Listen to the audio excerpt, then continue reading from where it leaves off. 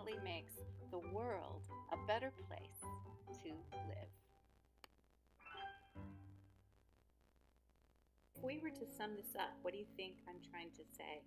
God helps us in many different ways. Gifts in a box are not the only kind of gift. Spiritual gifts are like basically a gift from God that makes you special. And we should share our gifts. God always gives us something different, and we should love what He gives us. We should use our gifts to make the world a better place, the gifts that we got from God. Bye.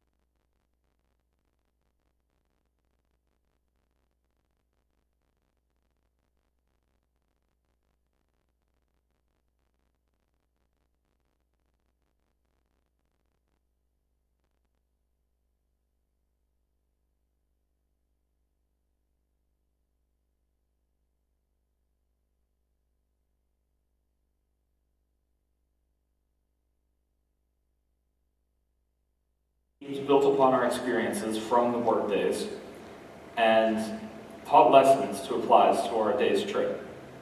Staying mindful of these lessons was my goal throughout the trip. Let me share them with you, starting with the first one. You are here to go. This message was personally the easiest to understand. You know, Dylan, you're in Savannah, Georgia to go help the community. Like, that's what I signed up for. But being helpful is not always easy.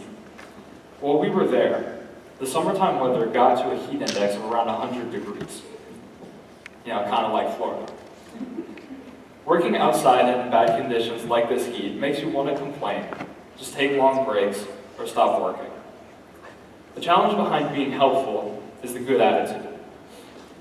You can do as many tasks as you can, but if you're complaining while doing it, you don't have a good attitude, then no one's going to want your help anymore. While I was gardening with my bare hands in that heat, I wanted to complain. I wanted to take a long break, and I certainly wanted to stop working.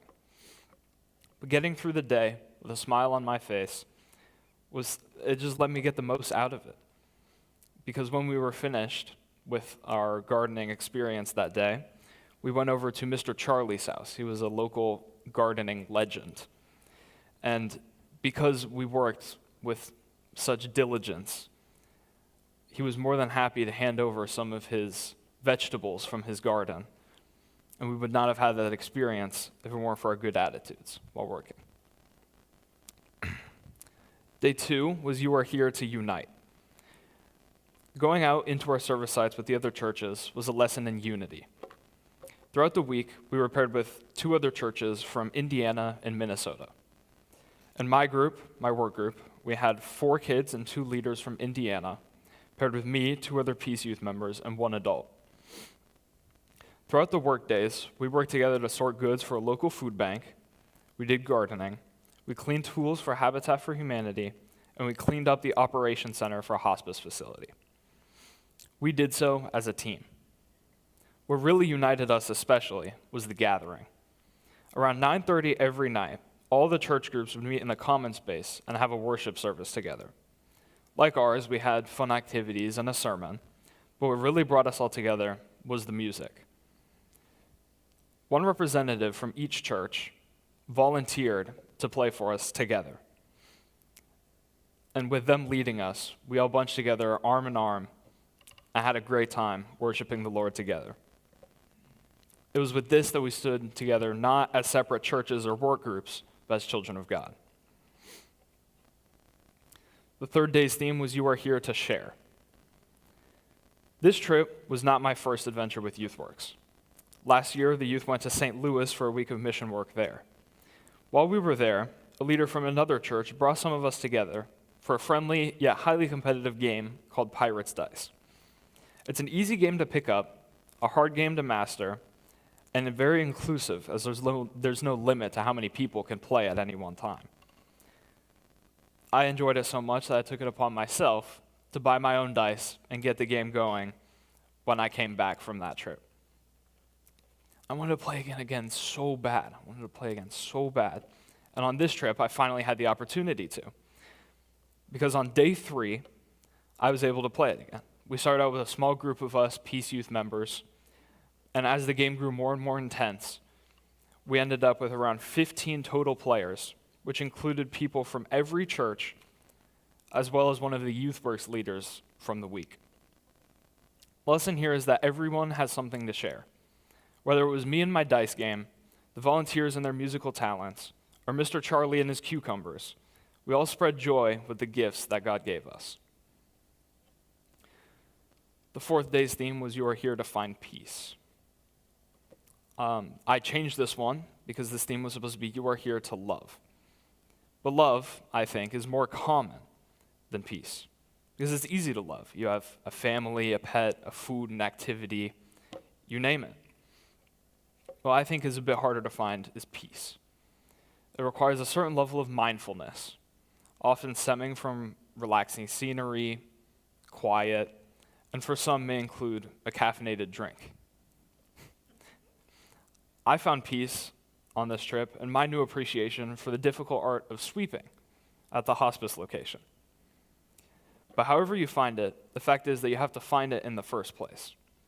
Peace is often an elusive feeling. Taking a vacation or going on a mission trip certainly helps you find it. When we return home from the trip, we become so engrossed in doing this or doing that that we need to remember the peace that we had on the trip just a few moments ago. You are still here was the theme from the 5th day, and this one I didn't really get until afterwards. Upon my return from this trip, I immediately got busy again, assisting with the summer band camp at my local high school. When the week blew by me in a flash, as busy seasons go, I found myself that Saturday thinking back on my previous 2 weeks. It was then that I suddenly realized what this final idea of "you are still here" meant. Because of my experiences on this Savannah trip, I was able to work with these kids with a smile on my face. I was able to make connections with them. I was able to share my knowledge and experience with them. And you may call me a liar for this one, but working with little kids, I was able to attain a certain level of peace. The lesson here is that mission trips are not a one-week story. They give you experiences that you can keep with you for not only just a week after, but the rest of your life. Because this idea of "you are still here" doesn't mean that I'm still on a trip to Savannah, Georgia. It means that the experiences from the Savannah, Georgia trip are now with me in my life. Thank you.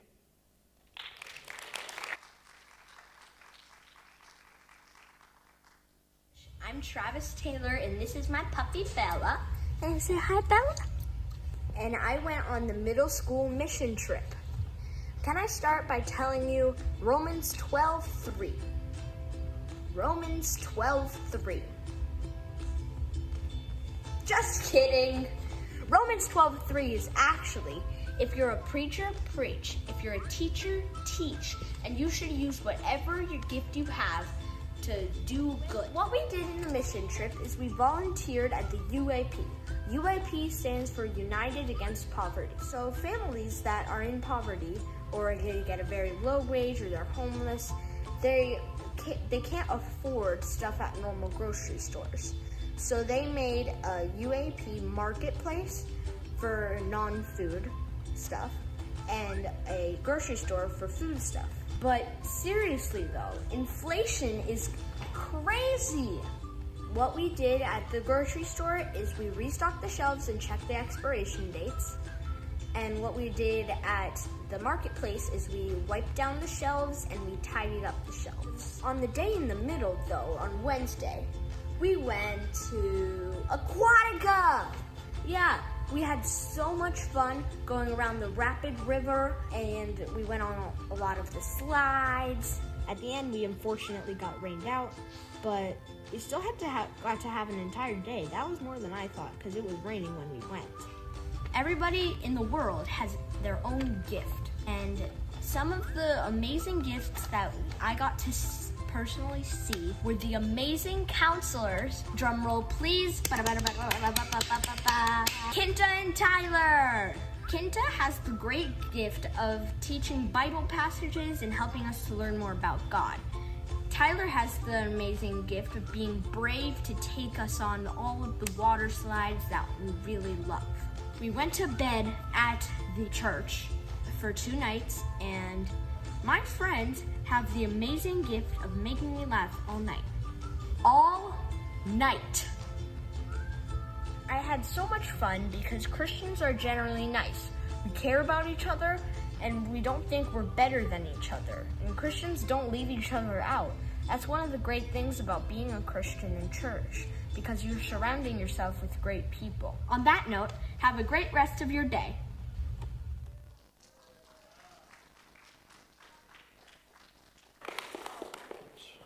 Hello. Good morning. So I'm sure you're wondering, wow, Pastor Jim, you look a lot younger, you got contacts, hair's all grown back. No, my name is Mason. I'm sure you've seen me play instruments up over there. But I'm here to talk to you about my experiences on the high school mission trip. Now, this is my first time speaking in front of, a crowd, so bear with me. If I do bad, just let me know, and I'll get Pastor Jim to come back up. But when I was first approached about writing and speaking about my experiences on the mission trip, I took a second to think about it. I've never spoken in front of a crowd before, so I had to really think of what kind of opportunity it was for me. I was hesitant at first, and I wasn't really expecting it. Me, of all people, I was even thinking, do I have a good enough story?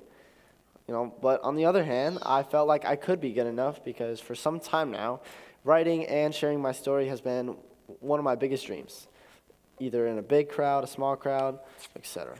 But I wasn't sure, and as I grow as a person, it seems that every day I'm not able to, share what I want to say or say what I want to say because I feel held back, whether it's my personal challenges or the fact that the world is changing faster than I can comprehend. And change is not my thing, not one bit. I prefer the familiarity. And I'm sure many of you feel the exact same way I do. And I'm going to go back to the treacherous time of COVID. Because as it started, I was just starting high school. Freshman already take on the big world.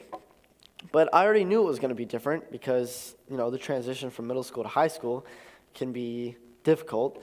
But COVID made it more difficult, especially being online during school.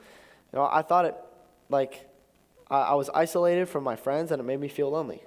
And when I finally went in person in the second quarter, I thought that I may feel somewhat different, maybe better, maybe not, but it was the same. I was still lonely.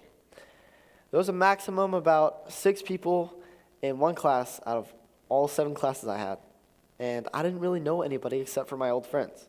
But, of course, we didn't have the same classes, or most of them were online. So I cut myself off from making new friends, and I stuck with my brother because he was a senior. And as the year went on, it got somewhat better because more people began to show up to school, but it was still different somehow. Even this past year has been different because at the end of the school year, I realized that I need to focus on college. I really needed to focus on myself because everybody is telling me what they think I should do or what they think I want. But I had to stop and think, is what they want of me what I want? I've never really had to contemplate this before. I have, but it's getting really, really serious. I'm suddenly in the midst of having to decide what's next in my life. What career path is right for me? Well, talk about change, right? So I knew the mission trip was going to be a fun experience because it was all guys. We were also the smallest group as far as people go. But even better, I knew everybody was going. I felt like we were all close. And that got me super excited because for once it felt familiar. So we gathered on Sunday morning and we drove to Savannah, Georgia. The car ride felt very short because it was, just one state above. But we made a pit stop at Buc-ee's in Daytona, and we got some Buc-ee t-shirts, and it was great. Once we got to the housing site, we started to unpack, and I was surprised about how everything looked because it was 2 buildings, and they were run down, and it was a very small space. But we did have some time to chill. When it was time, though, we started, like Dylan said, the gathering, which is where people talk about the theme of the trip, where we worshiped, and then all the expectations that we had of us and how to prepare. And if you're not familiar with YouthWorks, I'm going to give you a little background. They organize teams with different subjects. This year it was Girl Scout cookies. They combined church groups, so half of us were the Lemonades, and the other half was the Adventurefuls. My team was the Lemonades. The next day, when we started to do the mission work, this is where my team met Miss Campbell, and she was a very nice person. She was amazing. And she's been through a lot in the past couple of years, and our mission work was to paint her house. The city of Savannah always works with people in need, especially for what Miss Campbell needs. And we heard from one of the YouthWorks counselors, Zach, that she was very talkative. And talkative, reminds me a lot of some people I know. I'm not going to call out any names, but she raised me, and her bestie has a loud laugh. There it is. And as much as I wanted to talk to her, we had to focus on what was at hand, the work. And we heard some of her story by Zach, but I felt like I could learn more of what she has to say, what her story was. When we completed the project, there was a moment for her to express her gratitude. And we got to pray over her and to make sure that God continued to bless her in the situation. And that was just the first 2 days. Second 2 days were spent working with kids. We went to this place called the Salvation Army, and we helped them with their homework, and we played with them. We met a lady named Dr. Perry who ran the place, and she explained what was expected of us, and she led a fun activity. Then we got to go see the kids, and oh man, the kids absolutely loved us. And, they were just happy. They loved playing kickball. They got to go on a field trip the next day to go roller skating, and they invited us to come, so we went. And seeing the kids' faces of how much fun they were having felt amazing. I was reflecting on the mission trip, and I thought to myself, painting a house, that seems like such a small thing to do. And I don't really feel like it's helping anybody. And the more I thought about it, the more I saw Miss Campbell and her smile about looking at her new, freshly painted house. And how grateful she was. No matter how small a project may be, it can really show how big it means to others. And I go by the saying, and I don't remember where I got it, so let's just say I made it up. It's the smallest difference makes the biggest impact. And this trip was to help us connect, not just to other churches, not just to different people, or to ourselves. It was about the bigger picture. It was to help change people in different communities and in a different environment. So on the mission trip, the theme was, you are here. I felt like it was a little bit over the nose because, of course, I'm here. Like, where else would I be? But, of course, the famous saying, don't judge a book by its cover, comes into play. Taking a second to realize that you are here is what the theme was. You are here to serve. You are here to give your gifts to others.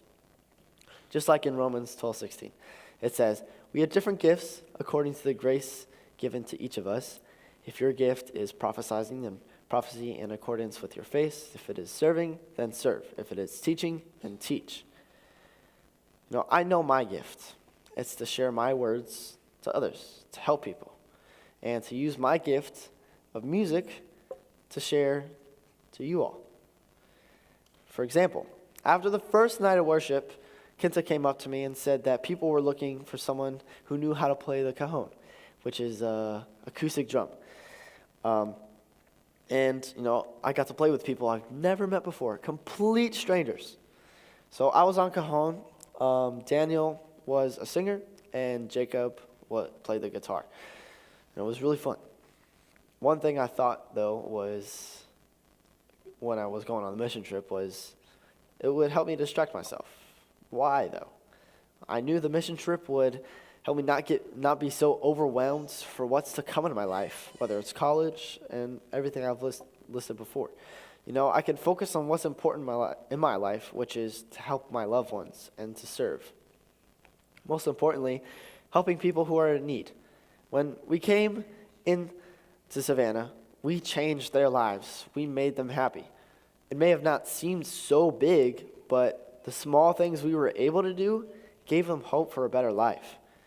For as long as I can remember, I've always been putting others before myself. That is just who I am. If I'm able to help people, well, I feel absolutely amazing. I'm always going to protect and people in need and my loved ones. And change isn't always a bad thing. It can lead to new opportunities, such as meeting new people, and sometimes it can be stressful. But there's always people in your life that, especially me, there's people in my life who I want to be a beacon of hope for. And a close friend of mine, his name is Merrick Ansel, and right now he's in the Coast Guard. He came down here for a little bit to meet his family, but he's going back up to Alaska, which is where he serves. But the one thing that he said before he left for the first time was this: be happy. Not because everything is good, but because you see the good in everything. I can see the good in change. It's hard, but I can see it. Is it possible that I could see God through change? Is it possible to see God through hardships? Well, Miss Campbell saw God through change. So now I ask you, where do you see God in all your changes? Thank you.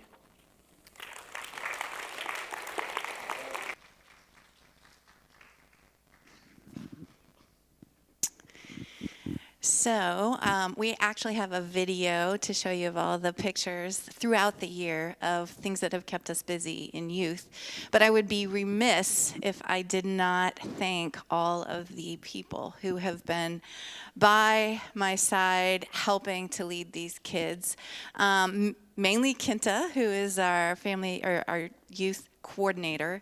She is sad that she's not here today. She is sick today, so she will not be here. But I just want to let you know that she has just been a great help. She adores these kids, and I couldn't do it without her.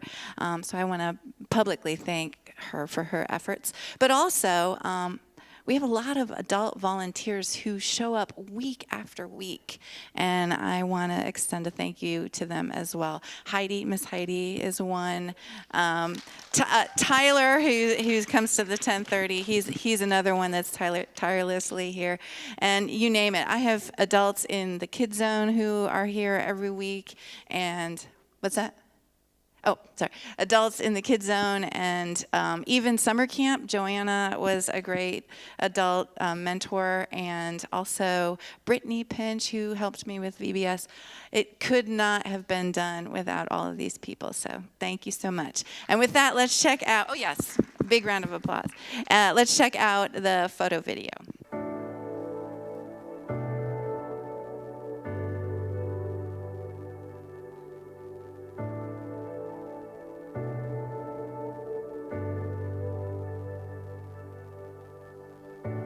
Can't go back to the beginning. Can't control what tomorrow will bring. But I know here in the middle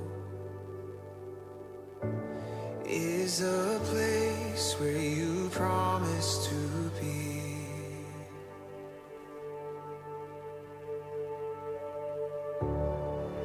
I'm not enough unless you come. Will you meet me here again? 'Cause all I want is all you are. Will you meet me here again?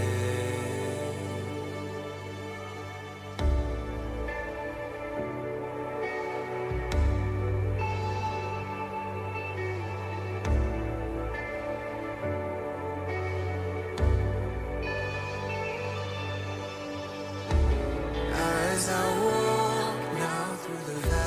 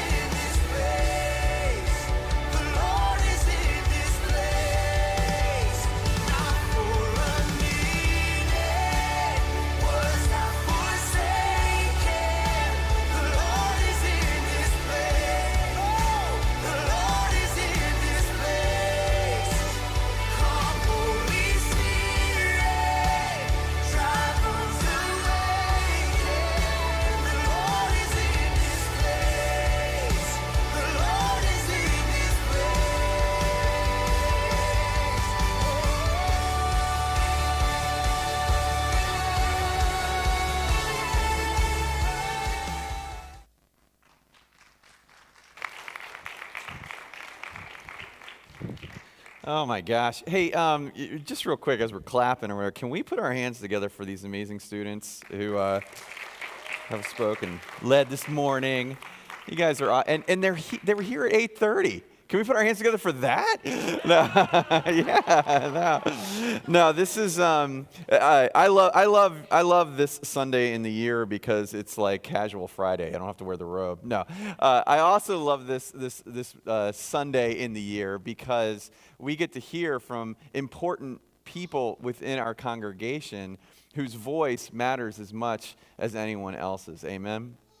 And I hope that as you came here this morning and you saw that it's Youth Sunday, you recognize the fact that this is an opportunity for us to hear a good, inspiring word. And I hope you heard that this morning in the same way I did. This is so weird, but I want to point out Brittany Goslin up here in the front. It's okay. So Brittany led our vacation Bible school this past year and last week. And Brittany is someone who literally grew up in this church. And she has gone through children's ministry. She's gone through youth ministry. She then served as an intern at the youth ministry and is now working in our preschool and coordinating all of Vacation Bible School. And that is an important witness to us of the ministry that exists here for these amazing students, because we got to hear from some of them this morning, but who knows what the future holds for them, and who knows where they will lead and the amazing ways they're going to impact this world in the future. And so this family ministry, friends, matters in this church, because this is not just the future of our church, this is the today. And those who are leading now will continue to lead and be a voice in this place. So thank you for sharing, and thank you for leading today.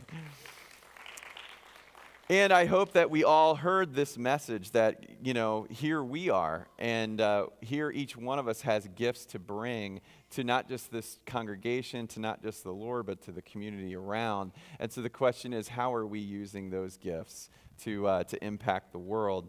And so on the night in which Jesus was betrayed, he gathered with his disciples and he took bread and he gave thanks to God.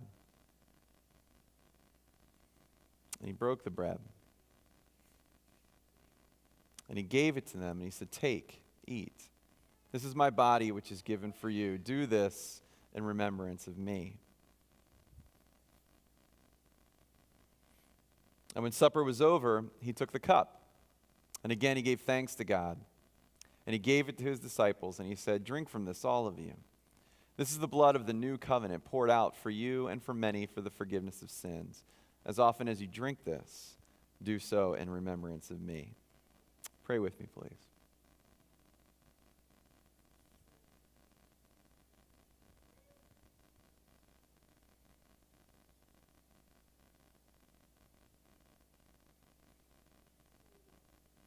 Heavenly and gracious God, here we are. For we have stepped into this place this morning with all that we are, with all that we carry, with all that consumes our hearts and our minds, the concerns for the world around us, the concerns for those who are important to us, those things that are present about our own lives and our own journeys, God, those things that you know deep within us. And so, God, in these moments, help us to hear your voice through these students. That in the midst of all that we are carrying and all that we are dealing with, there are signs of your glory, there are signs of your grace all around us, and they compel us forward, God. That you have given us these gifts, Lord, these opportunities to share in your goodness and your grace. And so let us not, Lord, shrink away from those gifts or those opportunities, but allow us, Lord, to step into them, to use our gifts to bring you glory and you honor. to reach out in concern to our neighbor around the world, and to be your hands and feet. And so, God, use this bread and this cup this morning to fill us once again with your hope and your grace. But also, God, use these elements in this whole sacred act to unite us together as one. Not different ages, not focused on different stages of life, but unite us together as one body, your body, who is open and willing to be here in this community, ready to reflect your heart into the lives around us. For we pray all of this in your holy and blessed name, in the way, Lord, that we pray those words that you taught us, as together we say, Our Father, who art in heaven, hallowed be thy name. Thy kingdom come, thy will be done, on earth as it is in heaven. Give us this day our daily bread, and forgive us our trespasses, as we forgive those who trespass against us. And lead us not into temptation, but deliver us from evil. For thine is the kingdom, and the power, and the glory forever. Amen.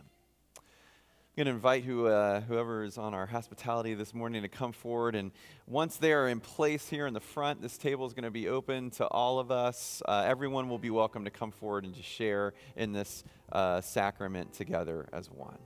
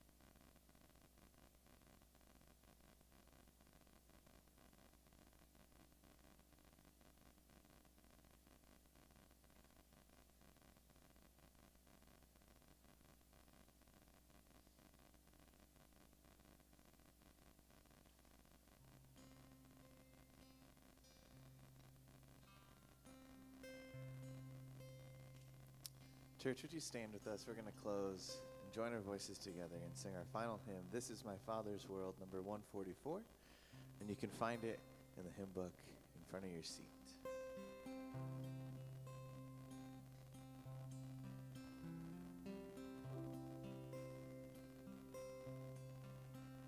This is my Father's world, and to my listening ears, all nature sings and round me rings the music of the spheres. This is my Father's world, I rest me in the thought of rocks and trees, of skies and seas, His hands the wonders wrought. This is my Father's world, the birds their carols raise, the morning light, the lily white, declare their Maker's praise. This is my Father's world, He shines in all that's fair. In the rustling grass I hear Him pass, He speaks to me everywhere. This is my Father's world, oh let me ne'er forget, that though the wrong seems oft so strong, God is the ruler yet. This is my Father's world, why should my heart be sad? The Lord is King, let the heavens ring, God reigns, let the earth be glad.